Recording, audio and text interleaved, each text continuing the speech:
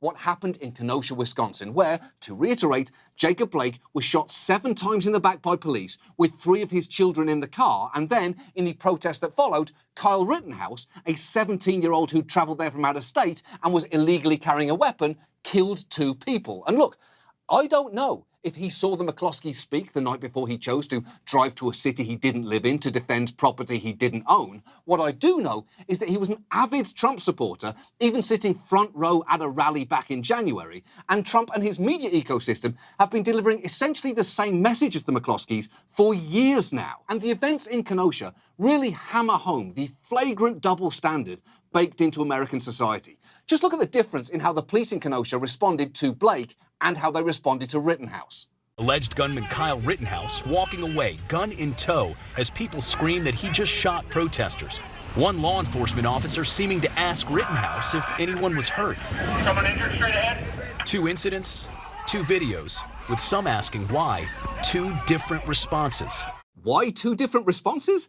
I think the answer to that is pretty obvious. It's the same reason why, ahead of the shooting, there was video of the police trying to enforce a curfew against protesters, even as they offered water to Rittenhouse and the militia, saying, and I quote, "We appreciate you guys, we really do."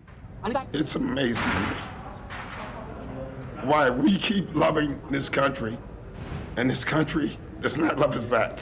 Yeah, exactly. It's all exhaustingly depressing. Although, in a week of incredible darkness, there was actually a bright spot, because shortly after Doc Rivers spoke there, something genuinely extraordinary started to happen in his sport. The Milwaukee Bucks had a playoff game, but didn't take the court, with rumors starting to fly around that they were about to refuse to play. Then, WNBA players, who incidentally have led from the start on the Black Lives Matter movement, also refused to play after arriving at a scheduled game with shirts with 7 bullet holes drawn on their back. And eventually, wildcat strikes spread throughout both leagues in an unprecedented and genuinely inspiring show of collective action. And they did this without union approval. So they were putting a lot on the line here, their income and maybe even their careers, which is what makes it so infuriating that when Jared Kushner was asked for his response to the strike, this is what fell out of his mouth. Look, I think that the NBA players are very fortunate that they have the financial position where they're able to take a night off from work without having to have the consequences to themselves financially. So they have that luxury, which is great. Okay, first, get fucked, Jared, you welcome to Marwin reject. Because for a start, they're not taking a night off from work. The emotional toll of being black in America, combined with the pressure to perform at an elite level during a global pandemic is, I'm guessing, pretty taxing. So by not playing, they're not exactly taking a spa day. And if NBA players are too rich to take meaningful action, then who exactly is in the right tax bracket to have their protest approved by America's most laminated prince? Because we've seen time and time again that wealth and fame absolutely do not protect you as a black athlete. It didn't protect Sterling Brown from getting tased by the police after being stopped for a parking violation in Milwaukee. And it didn't protect Thabo Sefolosha from having his leg broken by NYPD officers in an incident that forced him to miss the 2015 playoffs and put his whole career in jeopardy. And you might want to strap in, Jared, because this probably isn't the last disruptive action like this that we're going to see going forward, nor should it be, because people are sick of waiting.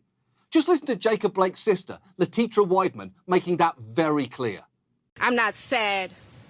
I'm not sorry. I'm angry. And I'm tired. I haven't cried one time. I stopped crying years ago. I am numb. I have been watching police murder people that look like me for years. I'm not sad. I don't want your pity. I want change. So, right, is it any wonder that basketball players felt they had to escalate their protest by not just wearing a jersey, but by striking, and in doing so, putting team owners' money at jeopardy? Because real discomfort is the only thing that's going to bring about real change here.